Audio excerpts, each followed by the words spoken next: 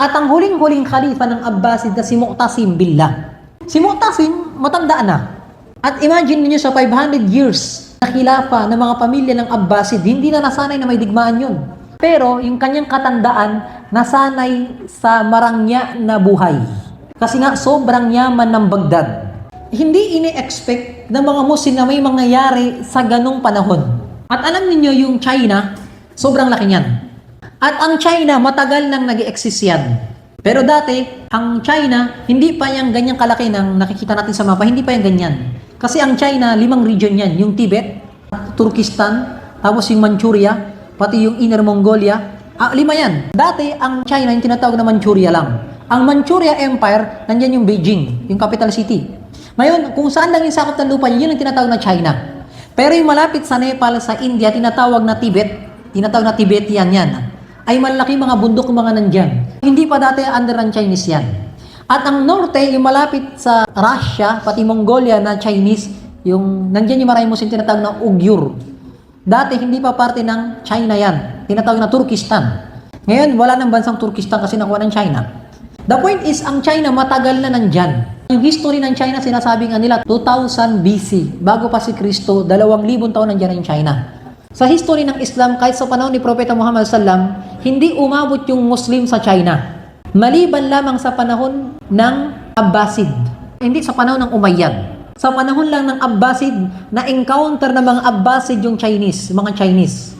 Na-encounter lang nila yon kasi malaking connection yung Persian Empire sa mga Chinese. Bago pa nawala yung Persian Empire, bumagsak yung Persian Empire dito sa panahon ni Umar ibn Khattab, nawala sila. Pero may connection na yung Persian sa mga Chinese. Kaya ang nangyari, nung nabura na yung Persian Empire sa kamay ng mga Muslim, karamihan sa mga official ng Persian Empire ay kinupkup sila ng mga Chinese. Marami rin iba't ibang king na mga China sa lugar nila. Diyan na yung tinatawag na Yuan Dynasty, Ming Dynasty sa mga Chinese. Siguro mga 10 dynasty, ibig sabihin 10 mga pamilya yung namuno sa China. Alin tulad ng Abbasid, ng Umayyad, ng Ottoman, yung Chinese meron din. Pero never nagkaroon ng direct na digmaan ng Muslim at ng China maliban na lamang sa panahon ng Abbasid. At doon natalo yung mga Chinese. Pagkatapos noon, tuloy-tuloy na yung pagdakwa ng mga Muslim sa China, tinanggap ng mga Chinese government yung religion ng Islam sa China. Kaya may mga Muslim sa China. Karamihan sa Uyghur, sa tinatawag na Turkestan. Kaya marami Muslim sa Turkestan, yung tinanggap na nila yung Muslim sa lugar nila. Nung nawala yung mga dynasty ng China, ay hindi expect ng China na mga Chinese na sasakupin sila ng Mongolia. Di ba magkatabi lang yung China pati Mongolia? Pero hindi inaasahan ng mga Chinese na sasakupin sila ng Mongolian. Marami ng beses sila sinakop, pero hindi nagtagumpay. Kaya nga tinayo nila yung Great Wall of China. Tinayo nila yun laban sa mga Mongolian. Ang naging problema dito, nung nagkaroon ng conflict sa China, yung mga loob ng mga Chinese din, ay biglaan silang sinakop ng mga Mongolian. Yung tinatawag na Royal Court ng Chinese, meron silang pinakamalaking palasyo nila sa Beijing. Yung palasyo na yon, tinatawag na Forbidden Palace, sobrang laki nun. Doon lang nakatira lahat ng mga royal blood na mga Chinese ng unang panahon. Doon lang lahat nakatira. Nakuha ninyo? Nung hindi nila expect na sinakop sila ng mga Mongolian, sinakop sila. Lahat ng mga royal family ng mga Chinese, minasakir ng Mongolian. At ang nangyari dito, nasakop sila ng Mongolia. So ngayon, ang Mongolia pati China, isa na lang. Ang nangyari, yung China ay tinatawag na Mongolian Empire na, hindi na Chinese Empire. At sinakop ng Mongolian Empire yung China sa pamumuno ni Genghis Khan. Kung nasakop ng Mongolian yung China, so nakuha na nila yung gobyerno, sila na yung namumuno, si Genghis Khan. At alam ninyo, ang Mongolian ay sanay sila sa hirap. Yung lugar na Mongolia, walang dagat doon. At hindi rin tinataniman ng kahit anong pagkain ng mga puno doon. Dalawa lang, disyerto, o kaya buhangin, o kaya bato. O kaya naman, damo. Yun lang ang lugar ng Mongolian. Kaya ang mga Mongolian na mga tao sanay sa hirap. At sa sobrang hirap nila, pinapatay nila yung kapatid nila. Nag-aagawan sila sa pagkain. Kaya nung sinakop nila yung China, sanay sila sa digmaan. Nung nakuha ng mga Mongolian yung China, nagkapanahon sila ng Abbasid, pati ng Mongolia. Kumbaga, nagkataon, panahon to ng Abbasid. Tapos, ang Abbasid, ito yung panahon na watak-watak na yung Muslim. Ang Abbasid, Ang capital nila yung Baghdad, yun na lang yung Abbasid, pero sa buong mundo, hindi niya kontrolado na. May kanyang-kanyang gobyerno na. Tama? At ang Mongolian, nasakop nila yung China, united na sila. Makapangyarihan na yung Mongolia.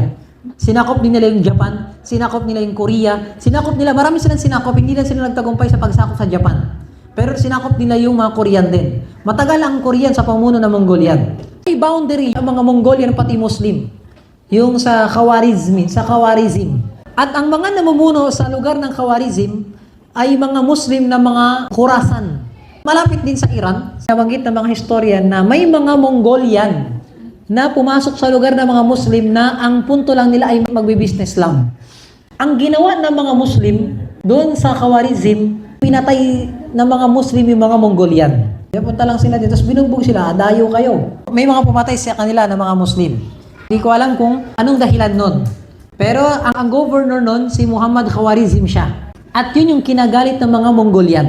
Inagalit ng Mongolian nun, lalo na si Hulaku, yung anak ni Genghis Khan. Sabi niya dito, huwawin ko na sa punto na ginawa ng Muslim sa Mongolian, rin dahilan ng galit nila sa mga Muslim, anong nangyari? Natakot yung mga Muslim nung nalaman nilang galit na galit ang mga Mongolian sa kanila. Kasi isipin nyo, sobrang laki ng Mongolian, mga Chinese. At sobrang laki ng military nila. Ang ginawa ng Mongolian ay sinakop nila lahat ng mga lugar ng mga Muslim at kanilang minasakir lahat ng mga Muslim. Mula sa Bukhara, Janan, sa Samarkand, sa Nasa, sa Tirmidh, pati sa iba pa. Ang daming lugar ng mga Muslim na kung saan ay minasakir ng mga Mongolian. At lahat ng mga Muslim that time, hindi sila magkaisa kasi nga kanyang-kanyang gobyerno na.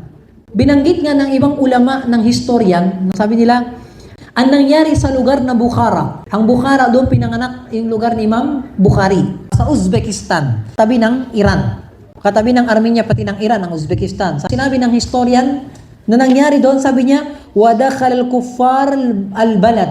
Ngayon, nung pumasok na yung mga kafir sa lugar ng Muslim, فَنَهَدُوا وَقَتَلُوا مَنْ وَجَدُوا فِيهِ.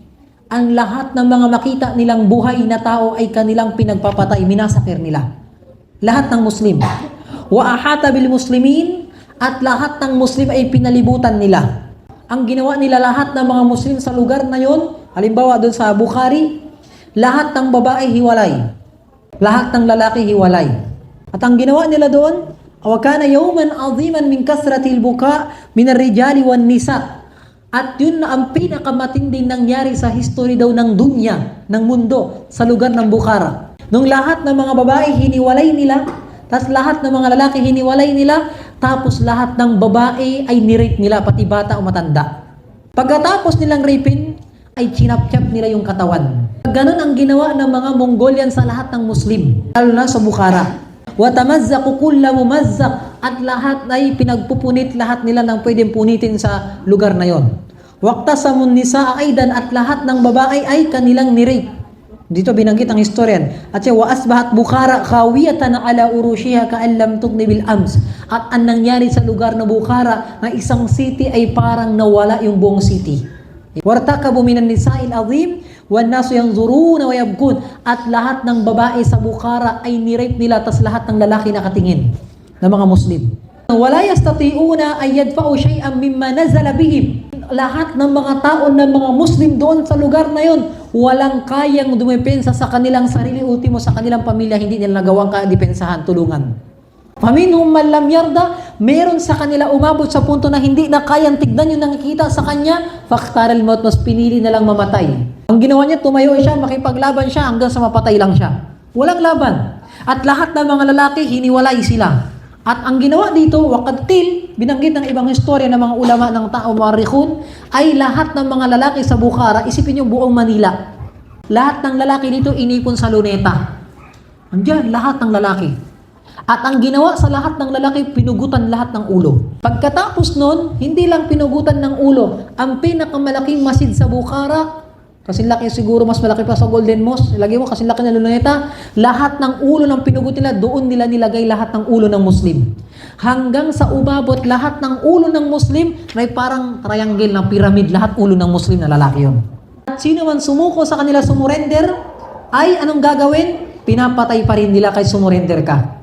Walqun nara fil madaris, at lahat ng madrasa sinunog nila, pati masjid winasak nila. Binanggit nga sa history ng iba, ultimo yung buntis na babae ay hindi pa nila nakontento na patayin yung babae. Bibiyakin pa yung tiyan ng babae, kukunin yung bata, tsachap-chapin pa yung bata. Ganun ang ginawa ng mga Mongolian sa mga Muslim.